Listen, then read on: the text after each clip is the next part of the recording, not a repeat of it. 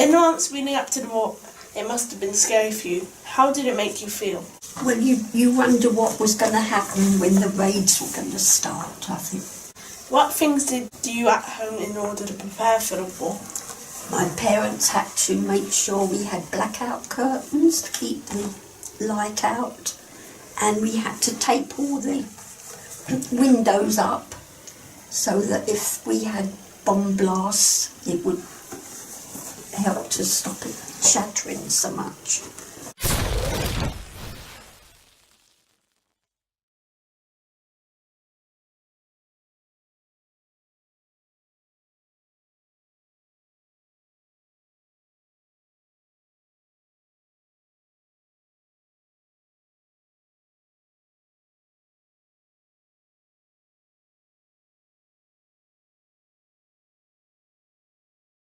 We were issued with identity cards for all the members of the family, and you had to carry those with you in case you were stopped, and they could check who you were.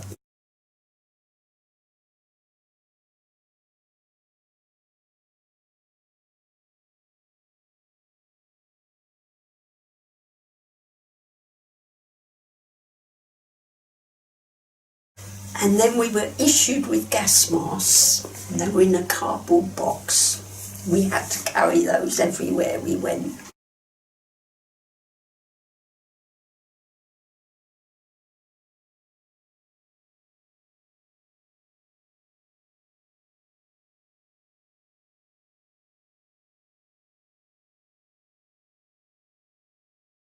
Did you have a bomb shelter in your back garden? No, because my father was disabled, so we didn't have a shelter in the garden. He wasn't able to walk on his own, so we used to stay at home in the kitchen.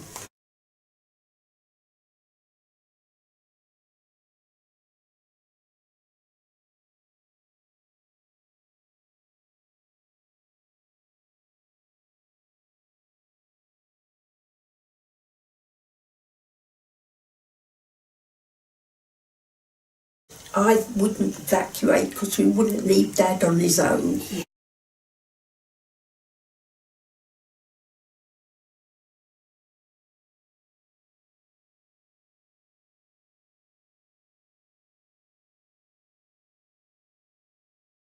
So they all went away, and then nothing happened, so a lot of the children came home.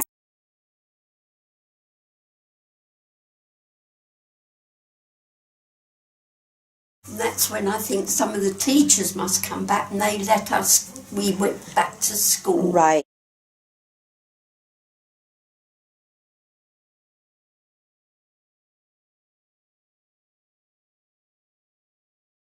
Do you remember the very day the Prime Minister declared war on Germany?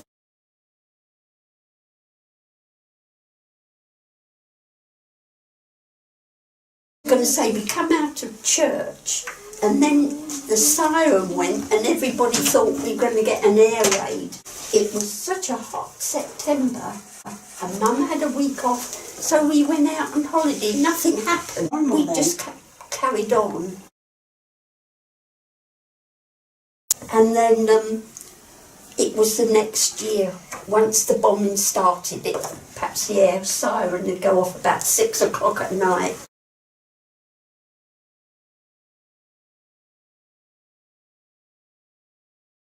One day we did have a day bombing, because just round the corner to us, we were near the bottom road. You just turned round the corner into Acton Lane, went down 2 or 3 roads, and there was a railway arch, and it was a main line to the GWR, and they used to have trains that were filled with ammunition and stuff, and they dive bombed that in the daytime. They got that. Because we were in school, the siren went off, and we had air raid shelters in our playgrounds, and we had to go down there underground, and you just sat in there. And I remember when it was finished, I said, well, I'm going back home to see if my dad's all right. Yeah. Sometimes the raids would start and nothing would happen, but as the months went by, that's when they got worse and they dropped heavier bombs and things like that.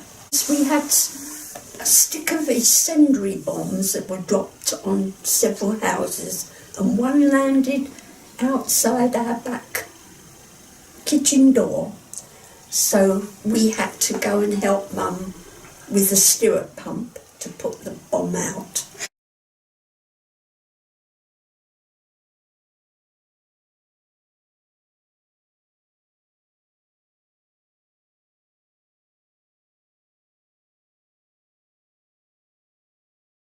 About 5 minutes walk away, that had an oil bomb that caused all the damage.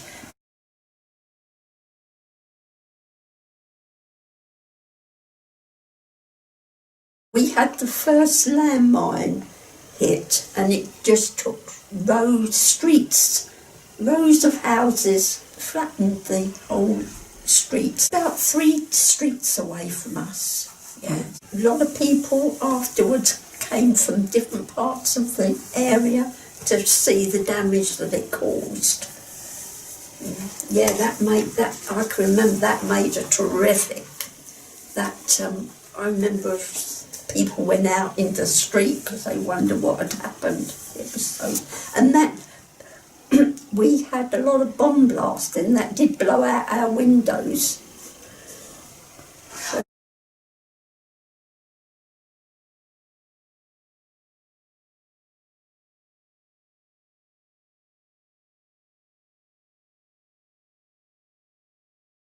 You know, fast as you had your windows replaced, they get blown out by the blast from different bombs.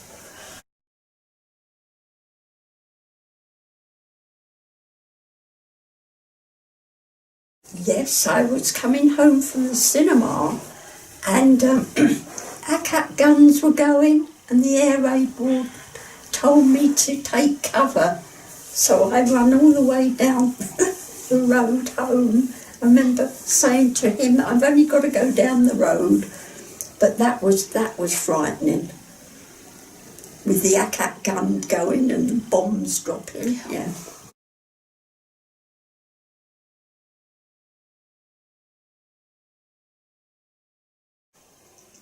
And in the end, my sister and I, we used to get tired of, she used to say, well, I'm going to go to bed. So in the end, we used to go to bed.